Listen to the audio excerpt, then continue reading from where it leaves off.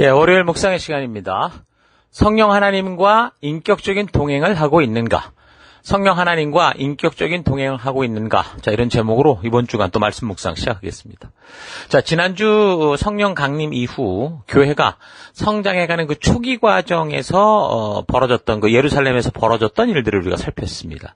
그 성령의 강림으로 하나님의 진심을 알게 된 이 초대교회 공동체는 좀 하나님 나라의 법도와 규례와 명령의 가치가 막 이루어지는 진정한 하나님 나라가 실현되는 그런 모습을 보여주고 있었죠.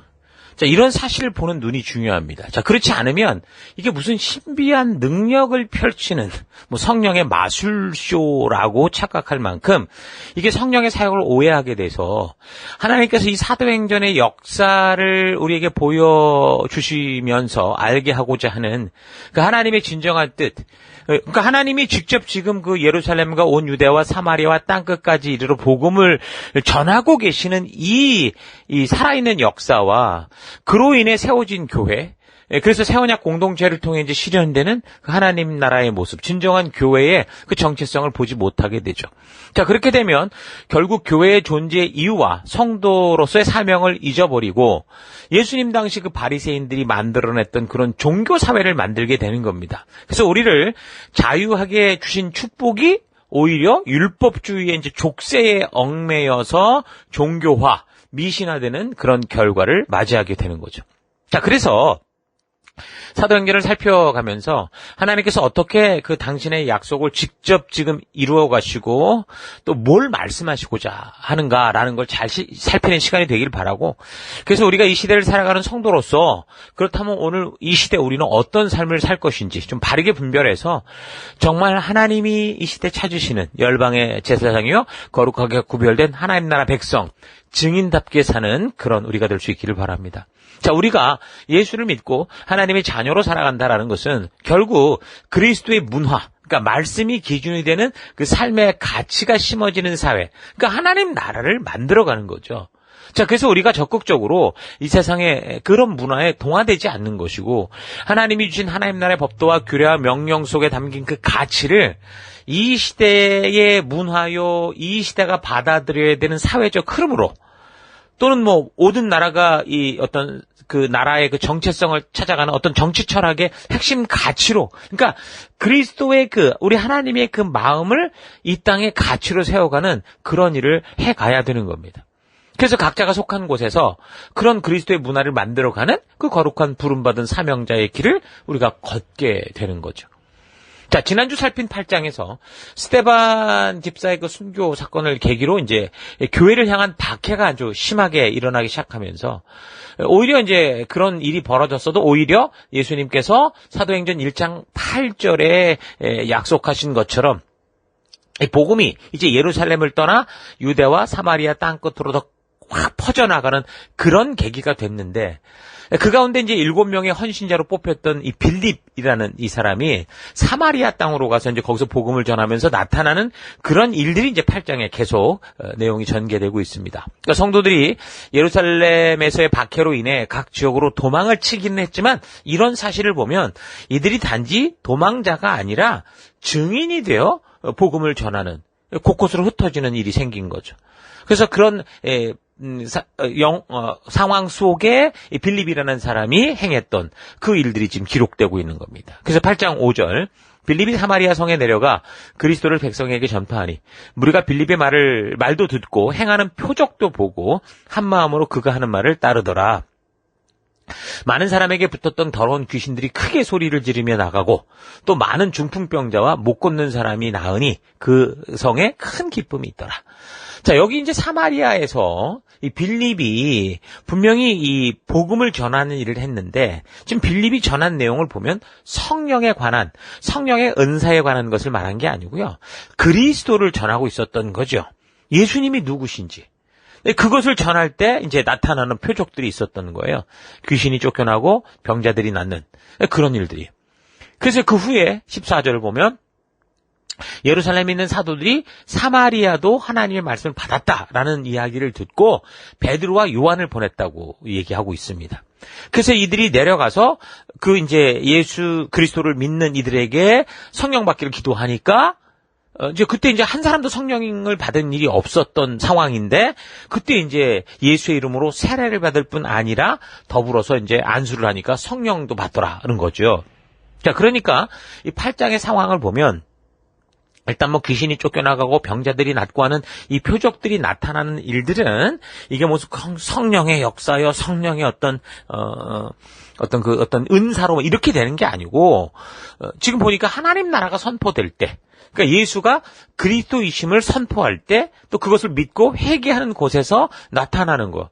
그러니까 예수님도 그러셨고 제자들도 그랬듯이 그들이 정말 그리스도가 하나님의 보내신 메시아 되심을 선포할 때 벌어지는 그런 일들이 기적과 표적으로 나타났다라는 거예요. 그러니까 전하는 이들의 복음이 이들의 이 외침이 예수가 그리스도라는 이 사실이 분명히 맞다라는 것을 증거하는 표징으로서 이제 그런 기적과 표적이 나타나는 거죠. 그래서 우리는 이런 경험을 하면 그냥 의례적 그냥 우리는 이미 시대가 흐르긴 했지만 성령께서 우리 안에 뭐 거하셔서 성령의 은사로 뭐 성령의 뭐로 이렇게 생각할 수 있지만 지금 여기 사마리아에서 성령의 선물을 받는 그 성령을 받는 그 과정을 보면 꼭 그렇지 않은 것처럼 그러니까 분리되잖아요. 그러니까 예수 믿는 거 따로 그다음에 성령 받는 것 따로 이렇게 보인단 말이죠.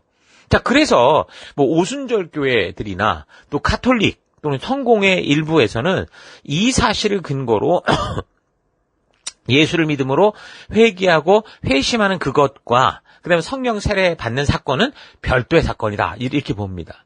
자, 그러나 이런 견해에 대해서요 성경을 해석하는 각 교회의 목사님들이나 뭐 신학자들마다 또 해석하고 이해하는 바가 다 달라요. 굉장히 다양합니다.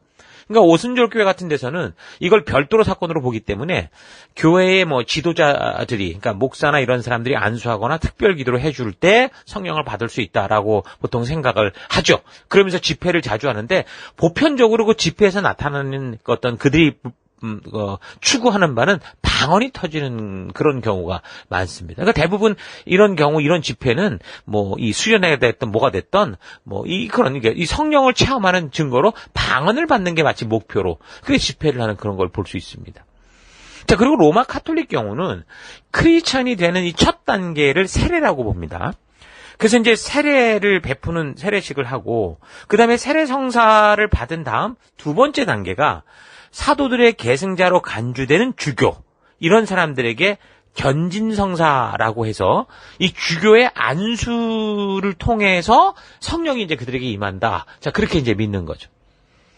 근데 이제 장로교를 중심으로는 누구든지 성령이 아니고서는 예수를 주라고 신할 수 없다. 이 고린도전서에 이런 말씀이 나오고 또 누구든지 그리스도의 영이 없으면 그리스도의 사람이 아니다라는 이 로마서 8장에 이런 이 사도 바울이 했던 어떤 구원론을 근거로 성령이 사람 안에 계시기 때문에 그 사람들이 예수님을 주님이라고 고백할 수 있는 거고 또 예수를 믿을 수 있게 되는 거기 때문에 그러니까 예수를 믿는 것과 성령 세례, 성령 강림 이게 지금 동시에 일어나는 어떤 현상이다. 그렇게 이제 보는 거죠.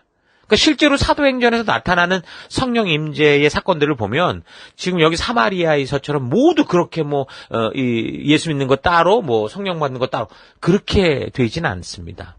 그러니까 막 섞여 있어요. 그러니까 여러 가지로. 자, 그래서 빌립이 전도한 사마리아에서 굳이 지금 이 베드로와 요한, 이 사도들이 가서 안수할 때 성령이 임하는 것을 이렇게 경험케 하는 거는 이건 하나님의 주도적인 어떤 의도가 있는데, 그러니까 오순절 성령 강림 시 성령을 받았던 그 증인들이 바로 예루살렘의 그리스도인들이잖아요. 그리고 그런 사도들이 중심이 됐는데, 그 사람들이 지금 이방으로 취급하고 있는 사마리아인, 이건 뭐 그냥 어떤 뭐 사람의 축에도 치지 않는 이런 사람들도 지금 보니까 새 언약의 공동체, 교회에 온전히 하나 될 수 있다. 하나님은 이 모든 이들을 부르신다라는 걸 보여주고 확증키 위해서 이런 절차를 거쳤다라는 거죠. 자, 그래서 성령 임재 사건의 주인공이었던 이 제자 베드로와 이 요한을 통해서 성령 주시기를 기도하게 하셨고, 그래서 그들이 기도할 때 성령 임재 역사를 확실하게 보여주심으로써 그 성령 강림의 첫 증인이었던 이 제자들과 사도들과 그 이 유대인들에게 확실하게 지금 하나님께서 이것을 주도하는, 이거는 분명히 하나님의 역사다라는 것을 확실하게 알게 하고 증거로 삼으신 거죠. 그래서 하나님이 이루시는 새 언약의 공동체인 교회가 지금 하나님이 만드신 하나님의 나라가 어떤 곳인지를 좀 확실하게 알게 하는 겁니다. 자, 그래서 16절에 보니까 아직 한 사람에게도 뭐 성령 내리신 일이 없다라는 이런 의미는, 그러니까 지금 예수님의 약속의 성취가 예루살렘 유대 땅 마가의 다락방에서 지금 이제 시작이 돼서 그 약속이 지금 이 예루살렘 유대 땅을 넘어 어디로 가는 겁니까? 사마리아로 퍼져가는 거죠. 그러니까 예수님께서 약속하신 그 언약이 지금 하나님의 주도로 그렇게 성취되고 있다라는 걸 보여주는 확실한 증거라는 겁니다. 그래서 예루살렘과 유대 땅에서, 그리고 이제 사마리아에서 이제 그러면 어디가 남아요? 이제 땅 끝으로 나가는 거잖아요. 예루살렘과 유대 땅과 온 사마리아와 땅 끝까지 이르러 이 복음이 전파될 거라고 했던 그 일들이 지금 어떻게 반드시 성취될 건데, 이 마지막 땅 끝의 이 경우도 보니까 나중에 우리가 살피지만 로마의 그 백부장이었던 고넬료의 집에 베드로가 가요. 하나님이 보내셔서 거기서 이제 이런 것들이 확실하게 벌어지는 걸 또 알 수 있습니다.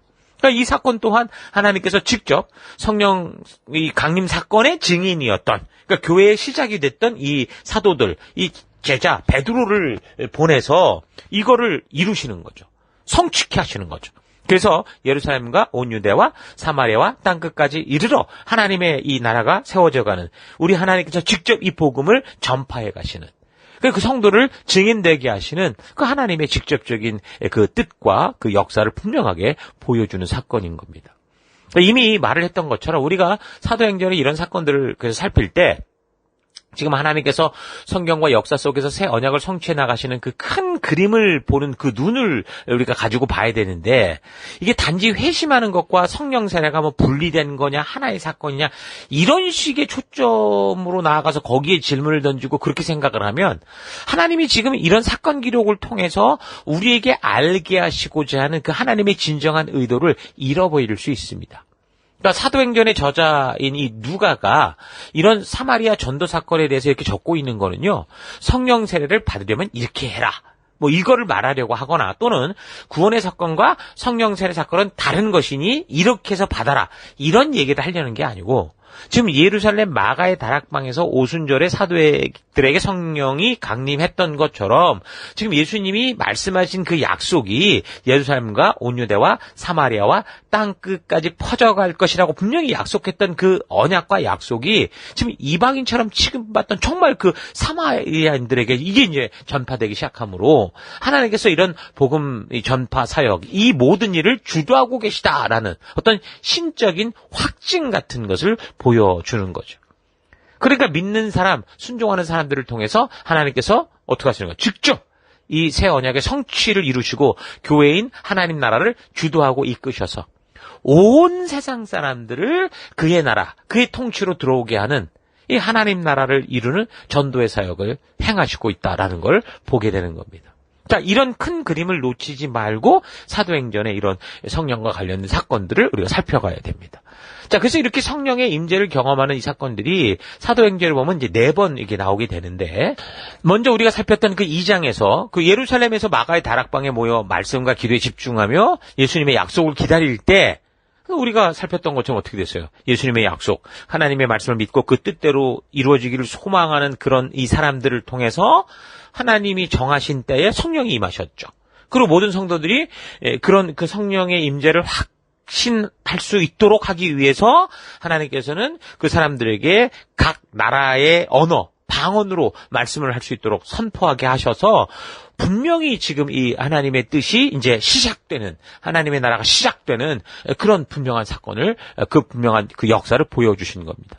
자, 그리고 지금 8장 여기 보니까 이제 사마리아에서도 이 사도들이, 그러니까 유대인들이 이방인보다 못한 존재로 취급하던 사마리아 사람들에게도 하나님이 함께 해주시고 저들을 초대하시고 이끄시는, 그러니까 그거를 성령 강림의 그 증인이었던, 첫 증인이었던 사도들 베드로와 요한을 보내서 어떻게 하는 거예요? 저들에게 성령 받기를 기도하게 하실 때, 안수기도 할 때, 그때 이제 성령이 강림하심으로 이게 바로 하나님께서 직접 이 복음을 예수님의 약속과 같이 온 열방 가운데를 전해 갖고 계신다라는 것을 확인케 한 겁니다. 자, 그리고 세 번째는 조금 전에 이야기를 했고 또 나중에 뭐 10장에서 살펴보겠지만, 이 가이사랴 지역 그 로마의 백부장이었던 고넬료의 집에서 베드로가 환상을 보고 하나님이 보내시는 그 보냄을 받고 가서 복음을 전할 때, 그 설교를 들을 때, 하나님이 직접적인 보냄을 받은 그 사도 베드로가 그들 앞에서 하나님이 이루셨던 이 일들을 설교하고 있을 때, 그때 이제 성령이 임하셔서 그들이 먼저 이 성령 체험을 하는 그런 경험을 하게 되죠.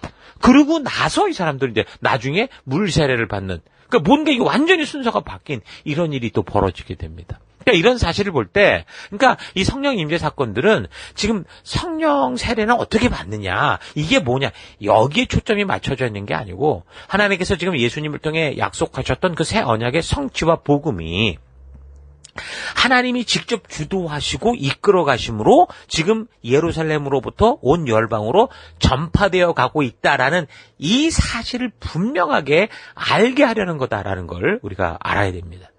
근데 고넬료는 로마 사람이었으니까 결국 이 복음이 사마리아를 넘어서 땅끝까지 이르게 됐다고 볼 수 있겠죠. 그 일을 하나님이 직접 이루어 가시는 그 확실한 증거로서 하나님께서 이런 일을 주도적으로 이루고 계시는 것을 알게 하기 위해 그 유대인의 사도, 그 사도들의 대표인 베드로를 보내고 그를 통해 그걸 확증케 하시는 거예요. 증인을 삼으신 거죠. 자, 그리고 이제 네 번째 사도행전 19장, 나중에 더 뒤에 가면 보면, 사도 바울이 이제 전도 여행 중에 에베소 지역에서, 에베소 그리스도인들이 지금 보니까 요한의 세례까지는 아는데 예수 그리스도로 말미암은 것도 모르고 성령에 대한 것을 충분하게 알지 못했기 때문에 바울이 이제 그 그리스도의 일들을 전도하게 되고, 그러니까 설교하게 되고, 전파하게 되고 그 말을 듣고 주 예수의 이름으로 이제 세례를 받고 난 후 이제 기도할 때도 성령을 받죠.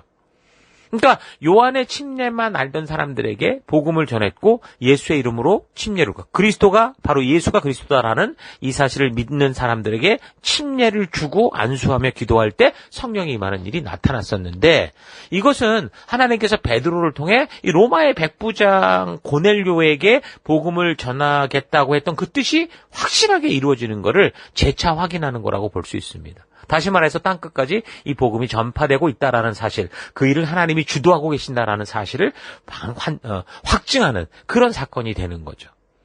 그러니까 근데 이 사건에서는요, 에베소 사건에서는 같은 장소 같은 곳에서 바울에게 똑같이 복음을 들었는데 거기서 이제 마음이 완고하고 믿지 않은 사람도 있었어요. 이러한 사람들에게는 성령의 임재가 없었었거든요.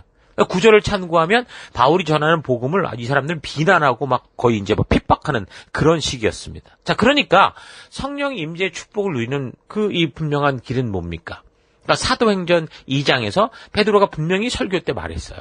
회개하여 예수의 이름으로 침례를 받음으로 죄사함을 얻을 때라고. 그렇게 한 것처럼 다시 말해서 이제 내 고집과 내 방법대로 살아왔던 내 옛사람에서 내가 완전히 깨지고 떠나 나와 회개하고 하나님께로 돌이킬 때 성령의 분명한 이 임재와 역사, 우리 안에 계신 성령이 일하신다는 거죠. 그러니까 교회 안에 있고 이게 설교를 듣고 있어도 유대인들처럼 의심해서 믿지 않거나 뉘우치기는 하는데 사실 하나님의 뜻대로 살고자 하는 그런 마음이 없는, 단지 뭔가 그 안에서 늘 종교적인 신비적인 경험을 원한다고 이게 뭐 성령이 임하고 이런 게 아니다라는 사실을 우리가 분명히 알 수 있는 거죠. 그러니까 성령의 임재를 증거하는 여기 사도행전에 나오는 네 번의 이 기록에 이 다른 점들이 있어요. 그러니까 성령이 임재하는 방법이죠. 뭐 기도할 때, 설교를 들을 때, 안수할 때. 그러니까 그리고 그 나타나는 현상이 방언도 나오고 뭐 이런 저런 현상들이 막 나왔어요. 근데 공통점, 이 네 번의 성령의 임재 기록의 공통점은 뭐냐면 저들이 다 예수를 그리스도로 믿고 회개한 후 하나님의 뜻을 바르게 알고 싶은 그 열망이 있을 때, 그럴 때 분명히 이 성령의 임재 사건이 있었다라는 거죠. 자, 그래서 겉으로 나타나는 이 어떤 현상보다 하나님을 향한 이 진실한 마음, 회개하는 마음, 간절한 마음이 더 중요한 겁니다. 그러니까 성령 하나님은 어떤 느낌과 분위기 속에 임하는 게 아니고요. 한 사람이 진정으로 회개하고 인격적으로 우리 하나님을 영접하고 그 하나님의 뜻을 따라 변화되고자, 그 말씀대로 살고자 하는 진정한 마음이 있을 때, 회개하고 주께 나오는 그 마음 속에 임하신다는 거죠.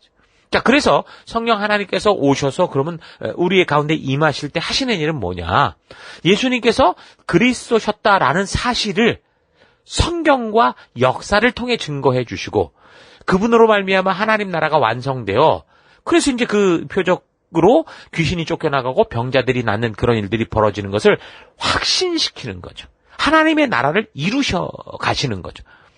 그리고 또 무엇보다 이 모든 일들을 하나님께서 주도하고 이루고 계신다. 우리의 명령과 우리의 어떤 간절함 이전에 그 하나님의 열심으로 이루고 계신다라는 이 진리로 우리를 인도하셔서 사람들로 하여금 하나님의 그 사랑에 대한 열심에 대한 확신을 주고 그래서 하나님이 주신 하나님 나라의 법도와 규례 명령대로 살아가는 거룩하게 구별된 삶을 살게 하시는 거죠. 그래서 저들 스스로가 억지로 보내서가 아니라 저들 스스로가 이 기쁜 소식을 외치고 전하는 증인된 삶을 살게 하시는 거예요. 그게 성령 하나님의 임재의 목적인 겁니다. 자, 그래서 그동안 예수를 믿고 교회를 우리가 이제 오래 다녀왔다고 하는데 만약 벅찬 은혜의 감격 속에 이 복음을 전하고자 하는 그런 강한 감동의 이 사건들이 전혀 없었다던가 말씀을 깊이 사모하고 그 말씀으로 인해 삶의 생각과 가치가 완전히 변화여져가는 그런 경험이 없었다면 과연 나는 정말 성령 하나님을 인격적으로 진지하게 맞아들였는가? 우리 되돌아볼 필요가 있습니다. 정말 성령이 임하셔서 나의 삶의 전후가 현저히 바뀌었던 그런 체험이 만약에 없었다면 과연 나는 지금 바른 말씀의 길을 걷고 있는지 되돌아봐야 돼요. 여러분들이 교회 안에 있는 건 분명합니다. 근데 교회 안에 있는 것만 중요한 게 아니라고 그랬죠. 교회 안에서 우리 하나님이 이끄시는 성경과 역사를 통해 하나님의 그 마음을 만나는 거듭남이 있어야 된다고 그랬어요. 그 거듭남 속에 성령이 임하시고 성령께서 진리의 성령으로 우리에게 임하셔서 우리에게 그 하나님의 일들을 알게 하신다고 그랬습니다. 그리고 정말 진지하게 그래서 예수가 그리스도임을 믿음으로 고백하고 회개하는 그런 시간들이 우리에게 꼭 필요하고 그래서 하나님의 말씀을 따라 살아갈 것을 결단하고 그래서 하나님의 진심이 담긴 성경과 역사를 어떻게 성실히 살펴야 되는 거죠. 그래서 진리의 성령 하나님께서 나를 하나님의 진실한 뜻 가운데로 인도해 주시기를 항상 기도하고 하나님이 그 백성들에게 주신 그 법도와 규례와 명령의 가치를 따라 하나님 나라의 가치를 따라 교회의 약속을 따라 살아가야 되는 겁니다. 자, 그것이 바로 성령의 임재의 목적이고 성령의 선물을 받는 길이고 성령과 동행하는 성령 충만한 삶이 되는 거죠. 자, 오늘 하루 여러분 나는 정말 성령 하나님을 그렇게 인격적으로 모셔드리고 그래서 하나님의 말씀의 가치를 따라 그렇게 함께 동행하는 삶을 살아가고자 하고 있는지 아니면 그냥 그럴 것이라고 생각하면서 하나님의 뜻을 이루어가는 일에 관심도 없고 하나님의 말씀을 통해 진리의 성령 하나님과 동행하는 그 삶에도 무관심하고 세상에서 보다 좋은 것을 더 가지는 것에 많은 시간과 돈을 쓰고 있지는 않은가 좀 깊이 생각해 보기 바랍니다. 예수님을 정말 나의 구주, 나의 구세주, 나의 주인으로 섬기고 정말 그렇게 믿는가? 차분하게 생각해 봐야 돼요. 대부분 교회를 다니는 많은 사람들이 예수님이 구세주 되심을 믿는다고 하면서도 실제 삶을 보면 그분이 주인된 삶, 그러니까 말씀의 가치가 주도하는 삶에 대해서는 정말 무시하는 경우가 많습니다. 예수님이 내 삶의 주인이 되신다라는 거는요, 하나님 말씀의 가치를 따라 내 삶이 완전히 뒤바뀌어져서 그 가치를 따라 살아가는 건데, 그래서 예수님을 주인으로 모시고 사는 사람들은 그 하나님의 말씀, 그 뜻을 따라 살고자 하는 열정과 열망이 있는데, 근데 그런 관심도 없고 의지도 전혀 없이 만약에 살아가고 있다. 차분히 좀 되돌아볼 필요가 있는 거죠. 그래서 삶의 곳곳에서 성경의 가치를 따라 살기 위해서 우린 때로 손해를 보고 어려움을 당하고 손가락질 당함과 조롱을 받아도 내가 뜻을 두고 살기로 한 하나님의 백성다운 이 길에서 결코 포기하지 않고 그 길을 걷고자 하는 그 믿음의 열정을 가지고 그래서 우리가 번뇌를 받은 우리 각자의 세상 속에서 그리스도의 문화, 하나님 말씀의 가치를 실현해가는 하나님께서 보내신 빛과 소금 된 삶, 하나님 나라를 이루어가는 삶을 살아갈 수 있기를 바랍니다. 자, 이런 모습이 바로 성령 하나님이 함께 하시는 모습인 거죠. 이런 모습이 성령 하나님을 인격적으로 모셔드리고 하나님의 뜻대로 사는 성도의 모습인 겁니다. 바르게 그리스도를 영접한 결과는 바르게 성령과 동행하는, 다시 말해 하나님의 뜻대로 살고자 하는 변화가 꼭 동반됩니다. 그래서 이전에는 세상의 길, 친구의 길, 사회의 길, 유행의 길, 세속의 가치를 따라 살았지만 이제는 그것에서 기꺼이 노라고 말할 줄 아는 그런 삶이 되는 거죠. 그래서 하나님께서 우리에게 주신 그 말씀의 길을 따라 오직 그 말씀의 가치를 따라 살아가는 것을 즐거워하게 되는 겁니다. 그게 저 온전하게 영접한 결과라는 거예요. 그래서 혹시 내 삶에서 예수님을 만나면서 이런 변화가 없었다면 스스로를 그래서 되돌아봐야 되고 바르게 성령 하나님을 인격적으로 모셔드리는 그 일, 내 삶의 주인 되심을 믿고 따르는 일을 우리가 해야 됩니다. 교회 안에까지 와서 교회 당만 왔다 갔다 하는 우리가 아니라 말씀과 하나님의 마음으로 들어가야 돼요. 그래서 성령을 인격적으로 모셔드리고 그래서 오직 우리 주의 말씀의 가치를 따라 살아갈 것을 결단하고 그렇게 살아가는 것. 다니엘이 그랬고 다윗이 그랬잖아요. 그래서 이것이 성령의 임재고 성령과의 동행이고 이렇게 말씀의 가치를 따라 살아가는 것이 바로 성령 충만인 겁니다. 자, 오늘도 그래서 내가 살아가는 삶의 구석구석을 살펴보면서 과연 나는 내 삶의 현장에서 하나님 말씀의 가치를 따라 살아가고 있는지 좀 분별해서 진정으로 성령과 동행하며 말씀의 가치를 따라 살아내는 하나님 나라를 이루어가는 거룩한 성도된 여러분 되기를 주의 이름으로 축원합니다. 저는 하루도 힘내십시오. 잠시 기도하겠습니다. 하나님, 예수님을 나의 구주, 구세주, 나의 주인으로 믿음으로 주의 백성이 되었음에도 내 삶에서 예수님은 단지 나를 구원하는 구세주일 뿐 나의 삶의 주인이 되어 나로 주님의 뜻대로 사는 일까지는 신경도 쓰지 않고 살아왔던 것 회개합니다. 성경을 인정하고 인격적으로 모셔드리는 것, 성령을 인정하고 인격적으로 모셔드리는 것은 오직 주의 말씀, 성경의 가치가 나를 주관하도록 하며 그 말씀의 가치를 따라 살아가는 거다라는 거 잊지 않고 진정으로 성경의 가치가 나를 주도하고 이끌어가는 삶 살아가기 원합니다. 마음이 차갑게 식어서 단지 종교적인 형식만 남아있을 뿐 말씀에 살아있음으로 말미암는 삶의 기쁨과 감격과 주의 진심을 전하고자 하는 이 전도, 증인의 열정이 식어 있는지 잘 되돌아보고 진정으로 우리 주의 성령께서 성경대로 인도하심을 따라 살아가는 내가 되기를 원합니다. 오늘 내 삶 속에 정말 나는 성령 하나님과 인격적 동행하는가 잘 되돌아보고 진정으로 우리 주님과 인격적으로 동행하는 그 하나님 나라를 이루어가는 그런 나가 될 것을 결단드리고 감사하며 예수님 이름으로 기도했습니다. 아멘.